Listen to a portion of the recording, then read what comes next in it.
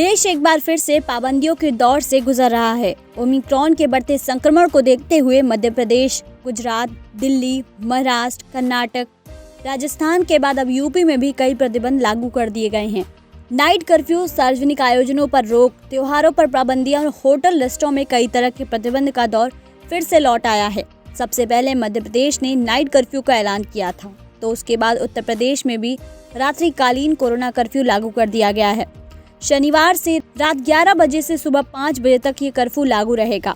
यही स्थिति मध्य प्रदेश में भी है। आंकड़ों को देखा जाए तो अब तक 17 राज्यों में ओमिक्रॉन वेरिएंट फैल चुका है। वहीं बात करें मध्य प्रदेश में कोरोना केस में लगातार बढ़ोतरी हो रही है। इसके चलते सीएम शिवराज सिंह चौहान ने नाइट कर्फ्यू लागू कर दिया है। राज्य के सभी शहरों में रात 11 बजे से सुबह 5 बजे तक नाइट कर्फ्यू रहेगा। इसके अलावा वैक्सीन की दोनों डोज नहीं लगवाने वाले 18 साल से ऊपर के लोगों को cinema hall, multiplex, theatre, gym, coaching classes, swimming pool, club, stadium में एंट्री नहीं मिलेगी।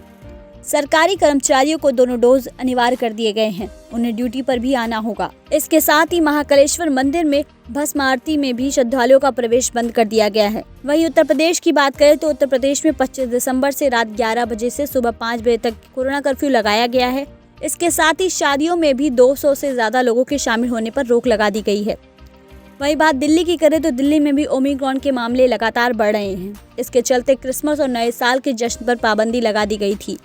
रेस्टोरेंट, होटलों में ज्यादा भीड़ इकट्ठी होने पर भी मनाही है। इसके साथ ही कई प्रतिबंध लागू कर दिए गए हैं। वहीं शादियों में 200 लोगों की अनुमति हो गई है।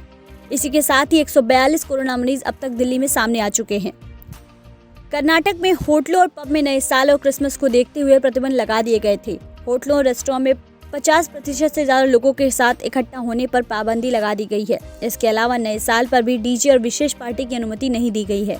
वहीं बात करें महाराष्ट्र में रात 9 बजे से सुबह 6 बजे तक इससे पहले अधिक लोगों के इकट्ठा होने पर प्रतिबंध लगा दिया गया है। इसके अलावा सरकार ने खुले या बंद स्थानों और सार्वजनिक स्थानों पर विभिन्न प्रकार की सभाओं पर प्रतिबंध लगा दिया है। इससे पहले पूरे राज्य में धारा 144 लागू की गई है।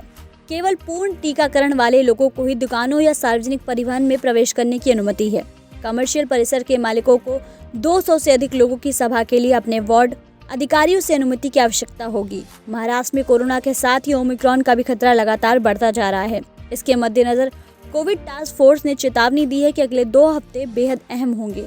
वहीं बात करें गुजरात में भी तो गुजरात में रात्रि कर्फ्यू को 31 दिसंबर तक बढ़ा दिया गया है। जिम और रेस्टोरेंट 75% क्षमता पर काम कर सकते हैं, जबकि सिनेमा हॉल में 100% क्षमता की अनुमति दी गई है।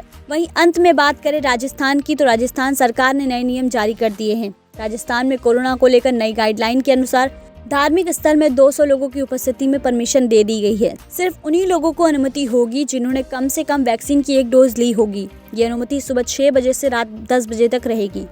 मास्क भी लगाना जरूरी होगा। इसके साथ ही कोरोना का नया स्वरूप ओमिक्रॉन और ज्यादा भयानक होकर सामने आ रहा है। बदलते स्वरूप से विशेषज्ञ सहम गए हैं और इस नए वेरिएंट को डेल्टा से भी 5 गुना ज्यादा संक्रामक बता रहे हैं। देखते ही देखते ये संक्रमण दुनिया के कई देशों तक पहुंच गया है। इसको देखते हर राज्य में नाइट कर्फ्यू का पालन करना, मास्क लगाना और उचित दूरी बनाकर रखने को कहा गया है। Bureau report, the news 15।